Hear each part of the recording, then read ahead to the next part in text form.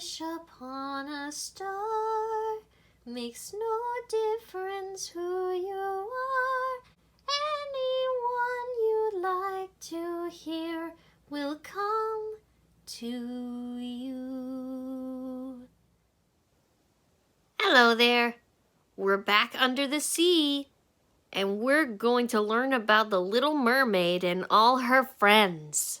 Starting with Ariel, the youngest daughter of King Triton. Ariel loves music, exploring, and above all, the human world. Ariel is fiercely independent. Despite her father's orders never to go to the surface of the ocean, the Little Mermaid can't help herself. She's fascinated by the human world and longs to be a part of it. She even collects human treasures from sunken ships. Ariel's life is turned on its ear when she rescues a human prince named Eric from a shipwreck and falls in love with him. Desperate after a fight with her father, Ariel makes a deal with the sea witch Ursula and trades her voice for the chance to be a human for 3 days. Although things do not go to plan, Eric does fall in love with Ariel, and with the help of King Triton, the two are married. Although Ariel now lives on land with Prince Eric and their dog Max, she still loves the sea and visits her friends and family often. Did you know that? The blue-green hue of Ariel's tail was specially mixed by the Disney Paint Lab. They called the new color Ariel in her honor. And the iconic pose of Ariel sitting on a rock watching Eric was inspired by the famous The Little Mermaid statue in Copenhagen, Denmark. Now you know. This is Flounder. Flounder is Ariel's best and most loyal friend. He loves to explore the depths of the ocean with her and collect human treasures. Like Ariel, Flounder is fascinated by human objects and longs to know what they do. Flounder is easily frightened, but he is also capable of great bravery, as long as the source of the danger he fears isn't too close. Flounder loves Ariel and would follow her anywhere, including to the surface. In fact, he helps her reach land when she trades her voice for legs.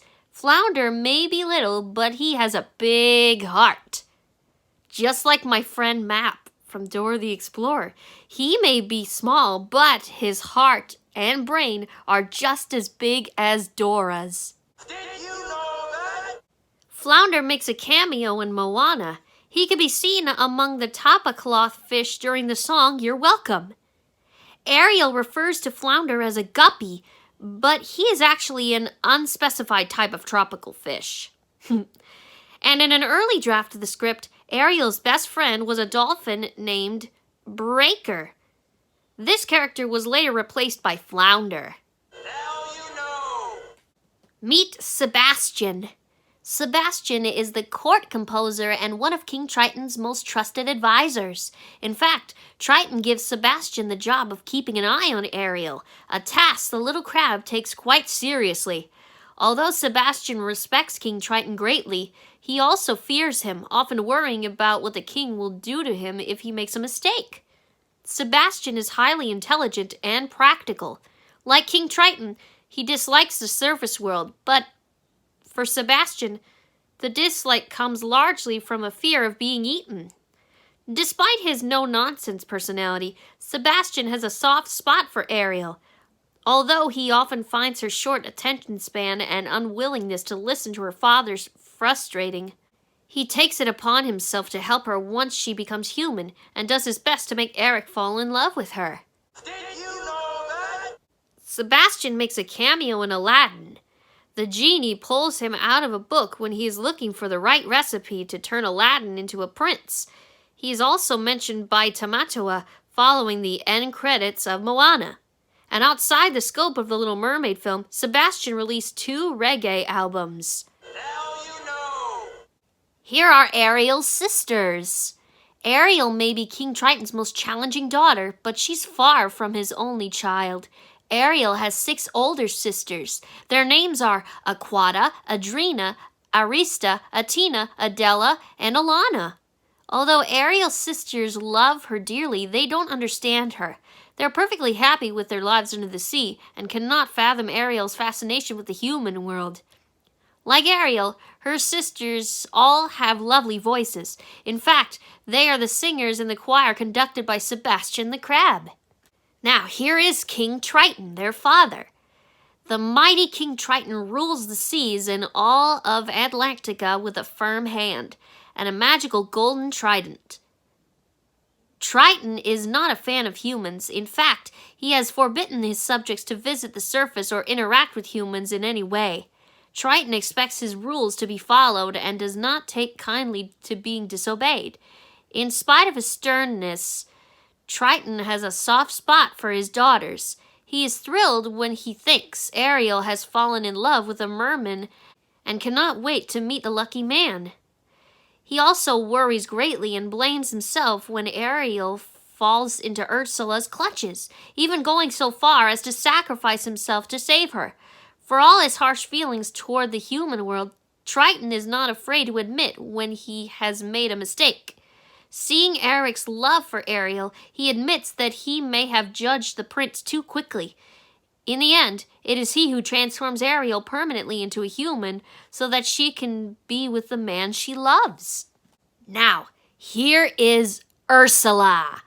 The half-octopus Ursula is an incredibly powerful sea witch.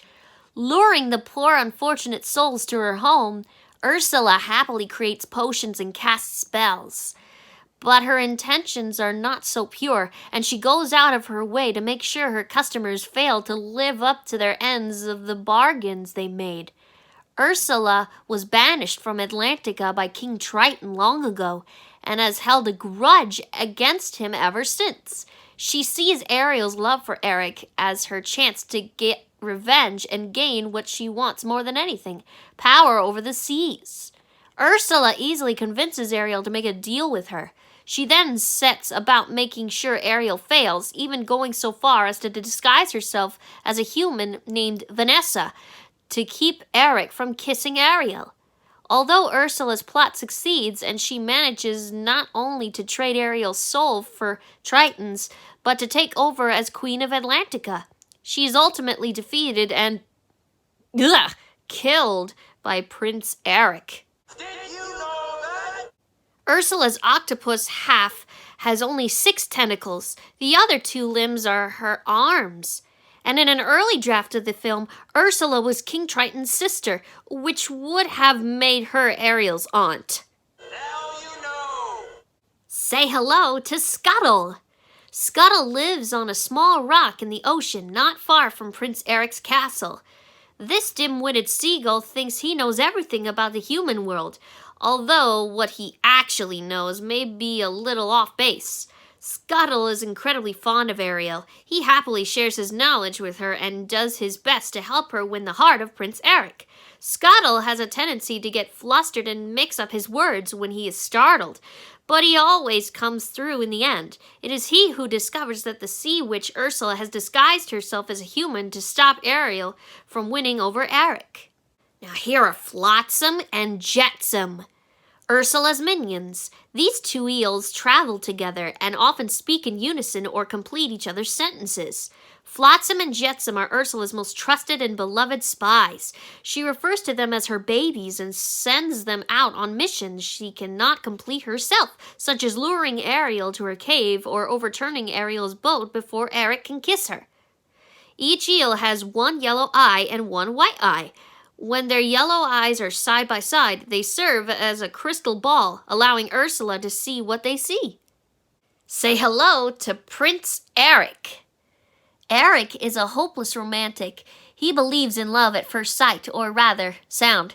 He knows he loves the girl who saved him from the shipwreck. He just doesn't know what she looks like, but he'll never forget the sound of her voice. Eric's big heart extends beyond just romantic love.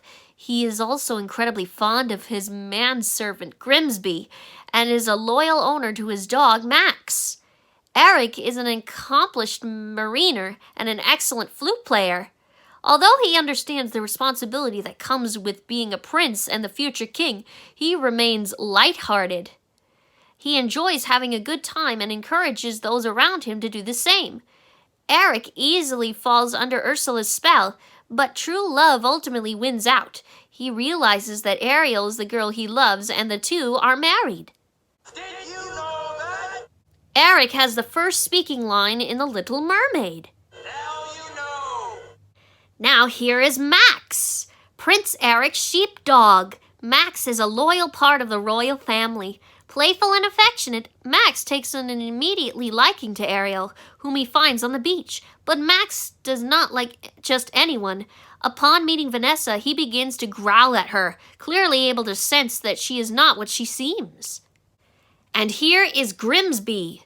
Grimsby is Prince Eric's manservant and confidant. Where Eric goes, so does Grimsby, even aboard Eric's ship, despite the fact that Grimsby suffers from seasickness. Although stuffy and uptight, Grimsby cares deeply for Eric. He wishes to see him married and cannot understand why Eric is so picky about selecting a wife. Grimsby is realistic. He does not believe the myths about the great King Triton and dismisses Eric's claim of being saved by a beautiful girl as a delusion caused by the prince's having swallowed too much seawater. And those are all the Little Mermaid characters. Join me next time and we'll meet a family of Robinsons in the film Meet the Robinsons.